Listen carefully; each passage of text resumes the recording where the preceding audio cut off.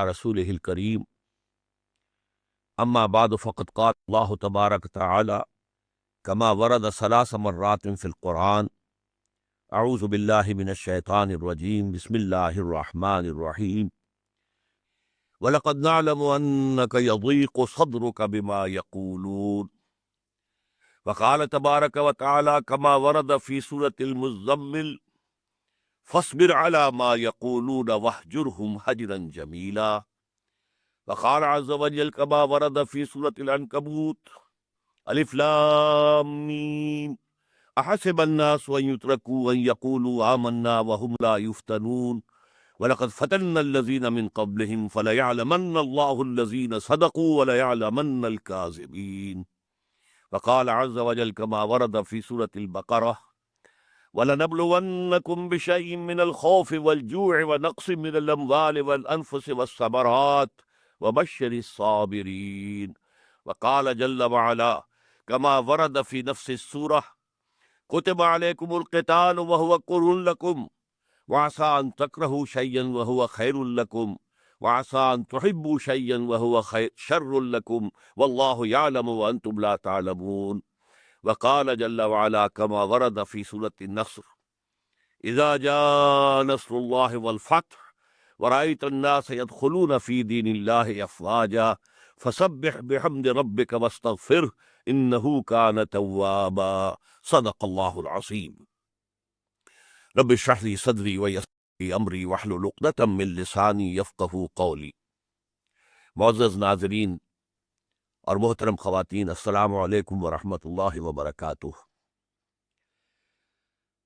ربیع الاول کے مبارک مہینے کی گفتگوؤں کا جو سلسلہ چل رہا تھا وہ آج اس مقام پر ہے کہ جیسے کہ ہم دیکھ چکے ہیں کہ نبی اکرم صلی اللہ علیہ وسلم پر جو تکمیل رسالت ہوئی اس کا ایک مظہر بلکہ مظہر اتم یہ تھا کہ آپ نہ صرف داعی تھے، مبلغ تھے، مبشر تھے، منذر تھے، واعظ تھے، معلم تھے، مربی تھے، مزکی تھے، بلکہ اس کے علاوہ آپ کے ذمہ یہ تھا کہ نظام باطل کو جڑ سے اکھیڑ کر نظام دین حق کو بالفعل قائم کر دیں۔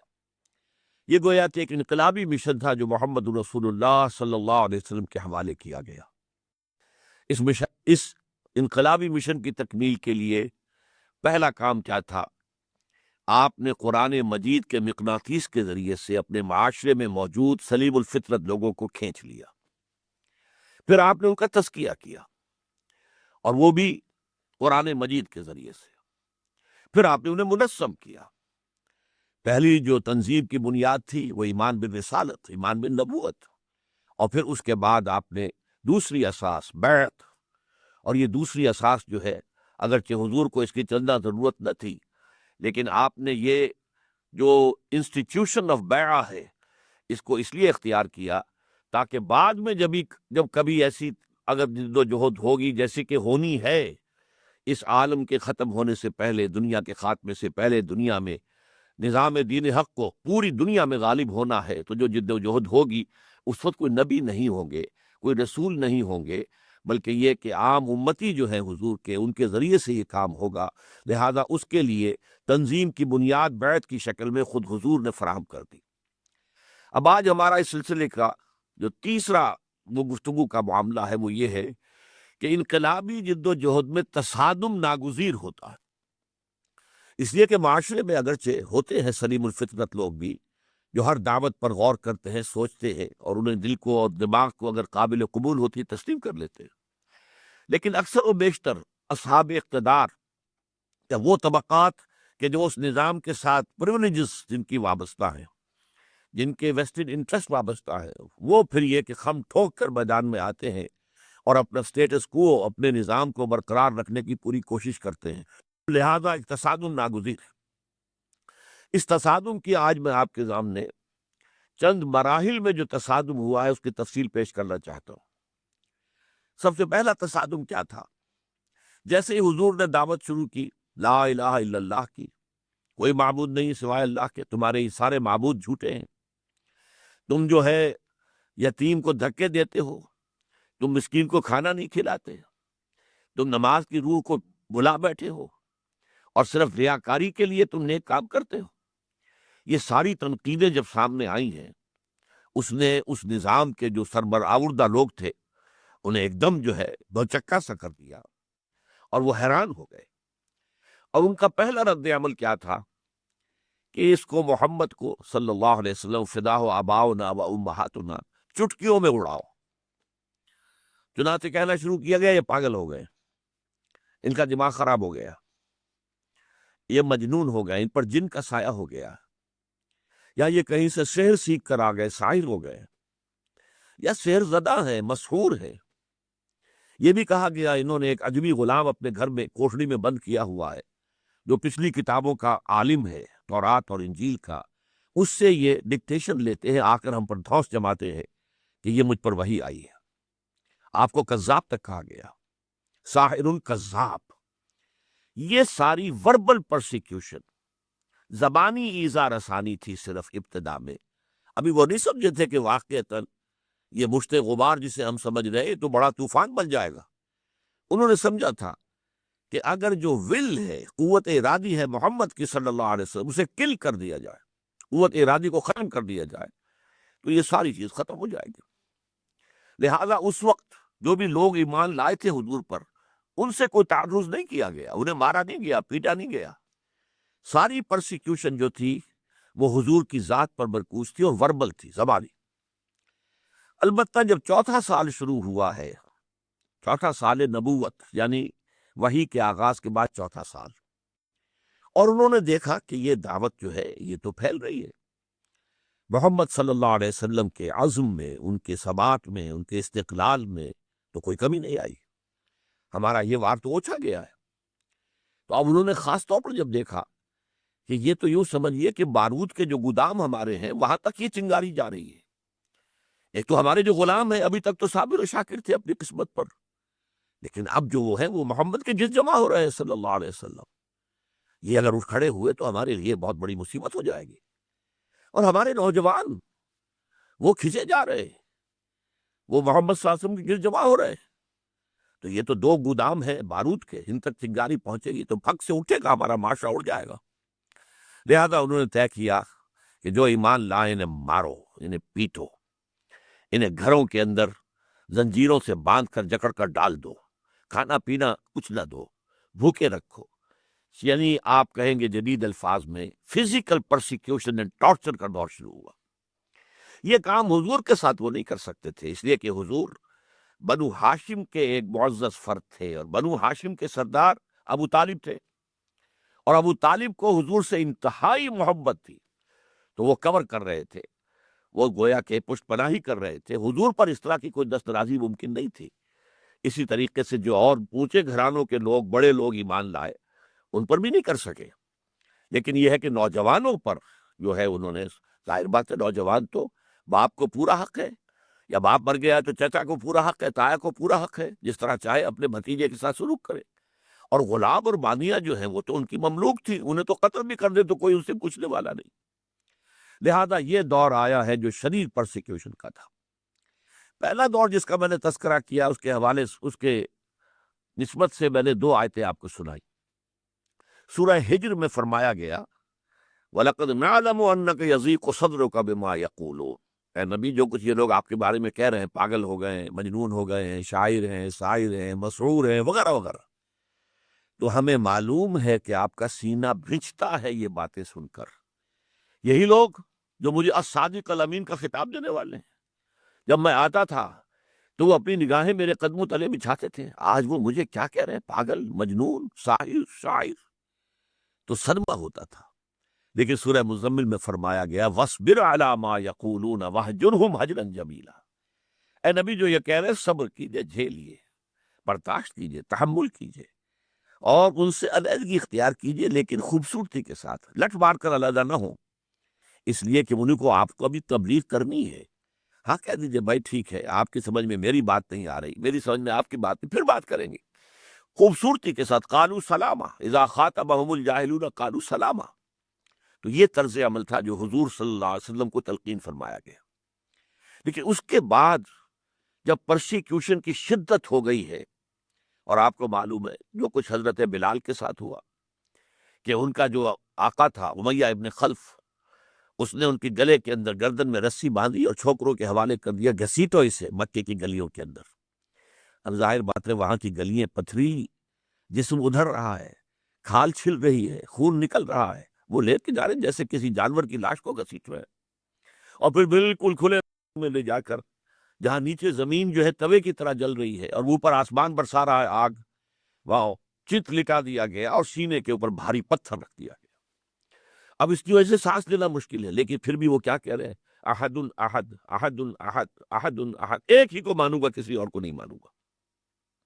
اسی طریقے سے حضرت خباب بن الارت رضی اللہ تعالیٰ عنہ، وہ لوہار تھے، کام کرتے تھے، ظاہر بات ہے کہ وہاں معاشرے میں ان کی کوئی سٹیٹس نہیں تھا ان کا، لہذا انہیں بلایا گیا، ان کے نگاہوں کے سامنے دیکھتے ہوئے انگارے بچھائے گئے، اور پھر ان سے کہا اتارو کرتا، اتار دیا، اور کہا لیٹ جاؤ، لیٹ گئے۔ کیوں؟ اس لیے کہ حضور کا حکم یہ تھا کہ چاہے تم پر کتنا ہی تشدد کریں، تم جوابی کارروائی نہیں کرو گے، تم ہاتھ نہیں اٹھاؤ گے، تم اپنے دفاع اور تحفظ کے لیے بھی ہاتھ نہیں اٹھاؤ گے۔ اسے بعد میں کہا گیا سورہ نساء میں کہ تمہیں ایک زمانے میں حکم تھا کفو ایدیکم، اپنے ہاتھ روک کر رکھو، بندے رکھو، کوئی جوابی کارروائی نہیں، لہذا وہ لٹ گئے۔ اب آپ خود سوچئے کہ جس شخص کو یہ معلوم ہے کہ یہ مجھے زندہ بھوننے لگے، کباب بنانے لگے ہیں، اگر اسے اجازت ہوتی تو ایسا ڈیسپریٹ انسان 2-4 آدمیوں کو مار کر مرتا، اجازت نہیں ہے۔ یہ ڈسپلن تھا جو محمد رسول اللہ سکھا چکے ہیں، سموتات اسمعوا اطیعوا، لہذا وہ لیٹ گئے، پشت کی جو ہے کھال جلی، چربی پگھلی، اس سے وہ انگارے ٹھنڈے ہوئے۔ اسی کے ضمن میں واقع آتا ہے، یہی خباب بن الارت رضی اللہ تعالیٰ عنہ اس کے راوی ہیں، حضور کی خدمت میں حاضر ہوئے، اور حضور اس وقت خانہ کعبہ کی ایک دیوار کے سائے تلے آرام کر رہے تھے، اپنی چادر اپنی سر کے نیچے رکھ کر۔ یہ لوگ پہنچے فریاد لے کر، اے نبی دیکھیے اب ہمارے لیے یہ پرسیکیوشن ناقابل برداشت ہو رہی ہے، یہ پرسیکیوشن جو ہے یہ ہمارے برداشت کے زائد سے زائد ہو گئی ہے۔ اللہ تدعو لنا، کیا آپ اللہ سے ہمارے لیے دعا نہیں کرتے کہ اللہ تعالیٰ جو ہے اپنی مدد بھیجے، ان لوگوں کے ہاتھ شل کر دے، ان پر عذاب جو ہے آ جائے؟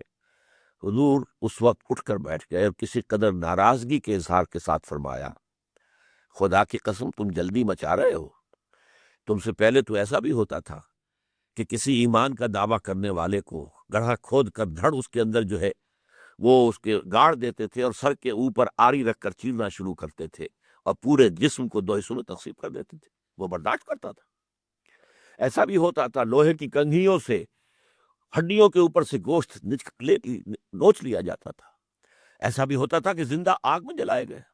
یہ تو پوری قرآن مجید میں ایک صورت موجود ہے کہ جس میں اصحاب الاخدود کہ جنہوں نے اہل ایمان کو، موحدین کو جلایا زندہ آگ میں، تو آپ نے فرمایا کہ تم ان صبر کرو، جھیلو، برداشت کرو، ایک وقت وہ آ جائے گا کہ جب کہ ایک سوار صنعت سے حضر موت تک جائے گا اور اسے اللہ کے سوا کسی کا خوف نہیں ہوگا، لیکن ابھی وقت ہے، اللہ ابھی تمہیں آزما رہا ہے۔ اسی وقت یہ آیات نازل ہوئی جو میں نے آپ کو سنائی، الف لام میم، سورہ عنکبوت کے آغاز میں، احسب الناس ان یترکوا ان یقولوا آمنا وهم لا یفتنون، کیا لوگوں نے یہ سمجھا تھا کہ وہ صرف یہ کہنے پر کہ ہم ایمان لے آئے چھوڑ دیے جائیں گے، چھوٹ جائیں گے، جہنم سے بھی نجات ہو جائے گی؟ وَلَقَدْ فَتَنَّا الَّذِينَ مِن قَبْلِهِمْ، اور ہم نے تو سب ان سے پہلے جو لوگ بھی آئے ہیں اس راستے پر، ہم نے ان کو آزمایا۔ وَلَيَعْلَمَنَّ اللَّهُ الَّذِينَ صَدَقُوا وَلَيَعْلَمَنَّ الْكَاذِبِينَ، اللہ کا تو یہ اصول ہے، یہ قاعدہ ہے جو کبھی تبدیل نہیں ہوگا کہ جو بھی ایمان کا دعویٰ کرتا ہے ہم اسے آزماتے ہیں، دیکھتے ہیں واقعتاً سچ مچ ہم پر ایمان لایا ہے یا یہ صرف زبانی کلامی جو ہے عاشق بنا پھرتا ہے ہمارا۔ تو ہمارا تو قاعدہ یہ رہا، ہم آزمائیں گے، تم جھیلو اور برداشت کرو۔ اس کو ہم کہتے ہیں پیسو ریزسٹنس، اور اس کا حکم رہا ہے سن 4 سے لے کر سن 12 تک، 8 برس تک حضور کا حکم تھا۔ قرآن میں ابھی کوئی آیت نازل نہیں ہوئی تھی، لیکن اصل اطاعت تو تھی محمد کی صلی اللہ علیہ وسلم۔ بمصطفیٰ برسا خیش را کے دی ہم اوست، اگر بہو نہ رسیدی تمام بولا بیست، دین تو نام ہی مصطفیٰ کا ہے صلی اللہ علیہ وسلم، ان کا حکم تھا۔ اس کا فائدہ جو سب سے بڑا ہوا وہ یہ تھا کہ وہ جو معاشرے میں سائلنٹ میجورٹی ہوتی ہے، جس میں ہمت نہیں ہوتی کہ وہ ظالموں کے خلاف کھڑی ہو جائے، لیکن وہ اندھی بہری تو نہیں ہوتی، وہ جب دیکھتے تھے انہیں کیوں ستایا گیا، یہ بلال نے کیا جرم کیا تھا؟ کیا کوئی چوری کر لی تھی؟ کیا کوئی ڈاکہ ڈالا تھا؟ کیا اپنے آقا کی بیٹی کی کوئی بے حرمتی کر دی تھی جو یہ حق کا اس طرح سزا دے رہا ہے؟ جب بتایا جاتا تھا کچھ نہیں کیا اس نے، وہ تو صرف یہ کہتا ہے کہ میں اللہ کے سوا کسی کو معبود نہیں مانتا اور محمد کو اللہ کا رسول مانتا ہوں صلی اللہ علیہ وسلم۔ اب آپ بتائیے اس کا کیا اثر ہوگا؟ لوگوں کے دلوں میں ان کی ہمدردیاں پیدا ہو رہی ہیں۔ بھائی یہ خباب بن الارت کے ساتھ عجیب معاملہ کیا ہے لوگوں نے، یہ کیا ہوا، کیوں کیا؟ بھائی کوئی نہیں، کوئی اس کا جرم نہیں، سوائے اس کے کہ وہ کہتا ہے کہ میں ایک ہی معبود کو مانتا ہوں، لا الہ الا اللہ، اور میں محمد کو صلی اللہ علیہ وسلم اس کا رسول مانتا ہوں۔ بس اس سے عوام کے اندر ہی اندر ہمدردیاں جو ہیں وہ حضور اور صحابہ کے ساتھ ہوتی چلی گئی۔ بہرحال یہ پیسو ریزسٹنس بہت اہم ہے سیرت النبی میں، اور بعد کی کامیابیوں کے لیے یہ ایک بہت بڑا عامل ہے۔ اب اس کے بعد تاریخ نے ایک ورق پلٹا، اور حضور صلی اللہ علیہ وسلم کو اللہ تعالیٰ نے مدینے میں جگہ دے دی، دار الہجرت بن گیا یثرب، اور وہ اب مدینۃ النبی بن گیا۔ اگرچہ حضور بنفس نفیس وہاں دعوت کے لیے نہیں پہنچے، مدینے کی طرف سے کھڑکی کھلی، اور پہلے سال وہ 10واں سال تھا غالباً، جو نبوی کے 7 آدمی ایمان لے آئے خزرج کے، اگلے سال 15 ہو گئے یا 12 ہو گئے، اس سے اگلے سال 75 ہو گئے، جن کے لیے کہ حضور نے اپنے 2 ساتھیوں کو بھیج دیا تھا تعلیم کے لیے، قرآن سکھانے کے لیے۔ ان میں مصعب بن عمیر تھے رضی اللہ تعالیٰ عنہ، اور عبداللہ ابن ام مکتوم تھے رضی اللہ تعالیٰ عنہ۔ وہ اگلے سال آئے تو 75 آدمی لے آئے، حضور کی جھولی پہ ڈال دیے۔ اب انہوں نے معاہدہ کر لیا کہ حضور آپ آ جائیں مدینے، ہم آپ کی حفاظت کریں گے جیسے اپنے اہل و عیال کی۔ بہرحال تاریخ نے ایک عجیب نقشہ دیکھا، چشم فلک نے، مکے والے خون کے پیاسے ہیں، وہاں سے نکلنا حضور کے لیے مشکل ہے۔ 3 دن 3 شب و روز غار ثور میں آپ چھپے رہے ہیں صلی اللہ علیہ وسلم، اور حضرت ابو بکر تھے رضی اللہ تعالیٰ عنہ، اور اس کے بعد بھی جیسے شکاری کتے ہوتے ہیں ایسے ہی کھوجی پھر رہے تھے، کیونکہ اعلان کر دیا گیا تھا جو محمد کو زندہ یا مردہ لے آئے صلی اللہ علیہ وسلم اسے 100 اونٹ ملیں گے۔ ادھر مدینے میں استقبال کی تیاریاں ہو رہی ہیں، کوئی 300 میل کا فرق ہے صرف، اور وہاں پر لوگ بار بار آ کر روزانہ آتے ہیں، صبح سے شام تک انتظار کرتے ہیں کہ حضور کب پہنچے۔ تو وہاں پر وہ آپ کا داخلہ جو ہو رہا ہے وہ بے تاج بادشاہ کی طرح ہو رہا ہے۔ لہٰذا اب یہاں مدینے سے جہاں اللہ تعالیٰ نے تمکن عطا کر دیا حضور کو، آپ کو ایک حیثیت عطا کر دی، آپ بے تاج بادشاہ بن گئے، تو اب آپ نے یہاں سے کفر اور شرک اور نظام باطل کے خلاف اقدام شروع کیا۔ وہ اقدام کیا تھا؟ 6 مہینے تو آپ نے لیے، جس کو میں کہا کرتا ہوں انٹرنل کنسولیڈیشن۔ 6 مہینے میں آپ نے مسجد نبوی تعمیر کرائی، نمبر 1، مرکز وجود میں آ گیا۔ نمبر 2، آپ نے مہاجرین اور انصار کے درمیان مواخات کرا دی، ایک انصاری ایک مہاجر، بھائی بھائی۔ نمبر 3، جو 3 قبیلے یہود کے تھے ان کو ایک معاہدے میں جکڑ لیا، جوائنٹ ڈیفنس آف مدینہ۔ اسے خام خواہ میثاق مدینہ کو دستور کہہ دیا گیا ہے، وہ کوئی اسلامی ریاست کا دستور نہیں تھا۔ It was actually a joint defence packet, کہ اگر مدینہ پر باہر سے کوئی حملہ ہوا تو پھر مسلمان اور یہودی مل کر دفاع کریں گے۔ اور یہ 3 کام کرنے کے بعد پھر آپ نے اب گویا کہ اقدام شروع کیا ہے۔ وہ اقدام کیا تھا؟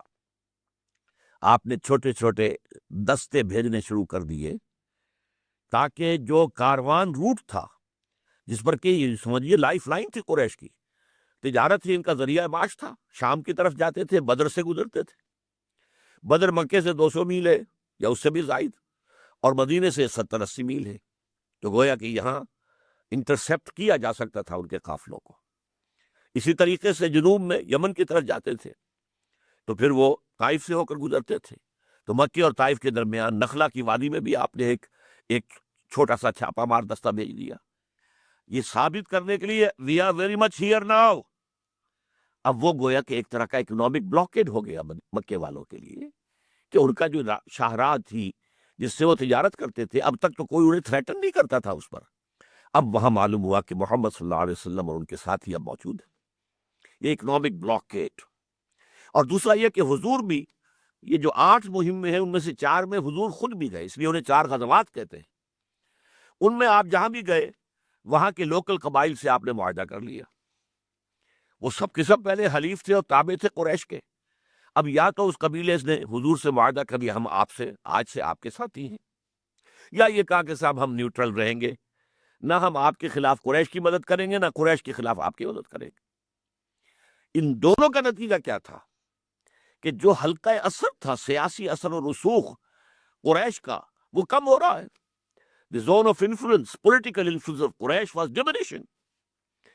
اس کے بعد جو ہے تنگ آ کر 1000 کا لشکر لے کر ابو جہل نکلا ہے. ادھر سے حضور نکلے ہیں صحابہ اکرام کو لے کر، اور بدل میں پہلی جنگ ہو گئی. پہلا مقابلہ ہوا 313 کا 1000 کے ساتھ. یہ تقریباً نہتے اور وہ کیل کانٹے سے لیس. یہاں 2 گھوڑے وہاں 100 گھوڑے، یہاں 70 اونٹ وہاں 900 اونٹ. یہ صورتحال، لیکن اس میں اللہ تعالیٰ نے فتح عطا فرما دی. یہاں سے آخری دور شروع ہو گیا تصادم کا، اور وہ ہے قتال فی سبیل اللہ. لہذا قرآن مجید میں پھر اس کو جب فرض کر دیا گیا اور اس پر کچھ مسلمان کسمس آئے، خاص طور پر جن میں کچھ نفاق کے جراثیم تھے، انہوں نے کہا کہ جنگ کی کیا ضرورت ہے، ہم صرف دعوت و تبلیغ کرتے رہیں، تو اگر گڑ دے کر مارا جا سکتا ہو تو زہر کائے کو دینا ہے. ان منافقین نے کہا ابھی کوئی آیت تو اتری نہیں ہے قتال کی. تو سورہ محمد نازل کر دی اللہ نے تاکہ ان پر حجت قائم ہو جائے. اسے سورہ محمد بھی کہتے ہیں صلی اللہ علیہ وسلم، اور سورہ قتال بھی کہتے ہیں. بہرحال جو لوگ بھی تھے جن کے اندر ایمان کی کمزوری تھی یا خدا نہ خواستہ نفاق کے جراثیم پل رہے تھے، انہوں نے جب اعتراض شروع کیے تو اللہ تعالیٰ کی طرف سے کھل کر بات آ گئی.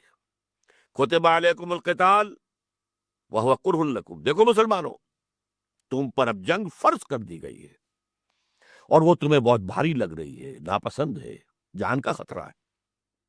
آسان تکرہوا شیئا وہو خیر لکم. جان لو تمہارے ایمان کا تقاضا ہے کہ یہ مانو کہ ہو سکتا ہے تم کسی چیز کو ناپسند کرو، حالانکہ اسی میں اللہ کی طرف سے تمہارے لیے خیر آ رہا ہو.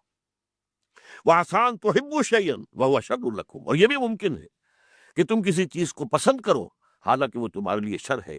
وَاللَّهُ تَعْلَمُ وَأَنْتُمْ لَا تَعْلَمُونَ. اللہ جانتا تم نہیں جانتے. بہرحال محمد الرسول اللہ والذین معہ، جنہوں نے 13 برس یا 12.5 برس مکے میں جہاد کیا تھا قرآن کے ساتھ، جہاد بالقرآن، قرآن کی دعوت، لوگوں کو دعوت تک پہنچانا قرآن کے ذریعے، لوگوں کا تربیت تزکیہ قرآن کے ذریعے سے، اور وہ ڈٹے رہے تھے، ہر طرح کی پرسیکیوشن کو برداشت کیا تھا. اب وہ میدان جنگ میں آئے، ایک کے بعد دوسری، دوسری کے بعد تیسری جنگوں کا سلسلہ 6 برس تک جاری رہا ہے. It was a continuous war. یہ تو بیٹلز کہلاتی ہیں، battle of Badr, battle of Uhud, battle of the trenches. یہ بیٹلز ہیں، لڑائیاں ہیں. جنگ جو ہے وہ تو مسلسل تھی، اور ان بڑی جنگوں کے درمیان اور چھوٹے چھوٹے غزوات بے شمار ہوئے. لیکن یہ کہ جب یہ 6 سال کے عرصے میں چونکہ پوری تیاری کر کے محمد رسول اللہ نے یہ اقدام کا فیصلہ کیا تھا، آپ کے پاس ایسے جانثار تھے کہ جو اپنی جان دے دینے کو سب سے بڑی کامیابی سمجھتے تھے، اس لیے کہ شہادت مطلوب و مقصود مومن نہ مال غنیمت نہ کشور کشائی. انہیں تو شہادت کی بہت پسند تھی. لہٰذا اللہ تعالیٰ نے کامیابی عطا فرمائی. پہلی کامیابی صلح حدیبیہ کی شکل میں ہوئی، اور پھر اس کو تو خیر لوگوں نے کامیابی نہیں سمجھا، لیکن اللہ نے فرمایا انا فتحنا لک فتحا مبینا. یہ در حقیقت فتح خیبر اور اس کے بعد فتح مکہ کی یہ تمہید تھی جو صلح حدیبیہ کی شکل میں ہوئی.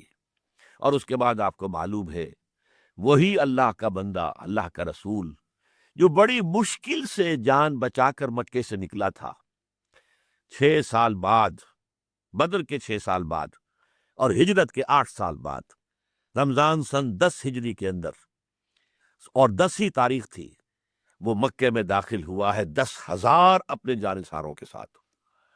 جاء الحق وزهق الباطل ان الباطل کان زہوقا. حق آ گیا، باطل چلا گیا. یقیناً باطل تو بھاگنے والی شے ہے، جب تک حق سامنے نہیں آتا اس وقت تک وہ اپنا روب جماتا ہے، لیکن جب حق سامنے آ جائے اور وہ شرائط پوری کرے، اس کے اندر پوری قوت موجود ہو، ہر چیز قربان کر دینے کا مادہ موجود ہو، تو پھر باطل ٹھہر نہیں سکتا. چنانچہ اس کے بعد کیا شکل ہوئی وہ میں نے آپ کو سورۃ النصر سنائی تھی. اذا جاء نصر اللہ والفتح ورأیت الناس يدخلون فی دین اللہ افواجا. جب اے نبی صلی اللہ علیہ وسلم، جب اللہ کی مدد آ گئی اور فتح ہو گئی، اور آپ نے دیکھا کہ اب لوگ جوک در جوک، فوج در فوج دین میں داخل ہو رہے ہیں، یا نوٹ کر لیجیے، دین اللہ، اس پر پہلے ہم گفتگو کر چکے ہیں، وہ اسلام میں داخل ہوئے تھے، وہ سب کے سب ایمان میں نہیں داخل ہوئے تھے، یا ایمان ان کے دلوں میں داخل نہیں ہوا تھا۔ قالت الاعراب آمنا قل لم تؤمنوا ولکن قولوا اسلمنا، لیکن اسلام میں آ گئے تو گویا کہ دین میں آ گئے، اطاعت قبول کر لی، سرنڈر کر دیا۔ ورأيت الناس يدخلون في دين الله افواجا فسبح بحمد ربك واستغفر انه كان توابا۔ تو اے نبی، آپ ابھی تک جو بہت مشغول رہے، تو جتنا آپ کی خواہش تھی کہ ہمارے ساتھ لو لگائے رکھیں، یہ ساری مصروفیات اس میں حائل ہو جاتی تھی۔ اب آپ فارغ ہیں، آپ کا مشن مکمل ہو گیا، آپ کی بعثت خصوصی الی اہل العرب تھی، یہاں دین غالب بھی آ گیا اور اسلام پھیل بھی گیا، لہٰذا مشن جو ہے آپ کا ایک درجے میں مکمل ہو گیا، لہٰذا اب آپ ہمہ تن اللہ تعالیٰ کی جانب متوجہ ہو جائیں۔ یہ تھا وہ سارا نظام، تصادم کے مختلف مراحل جن سے گزر کر محمد الرسول اللہ صلی اللہ علیہ وسلم نے اللہ کے دین کو غالب کیا جزیرہ نما عرب میں۔ بارک اللہ لی ولکم فی القرآن العظیم ونفعنی وإیاکم بالآیات والذکر الحکیم۔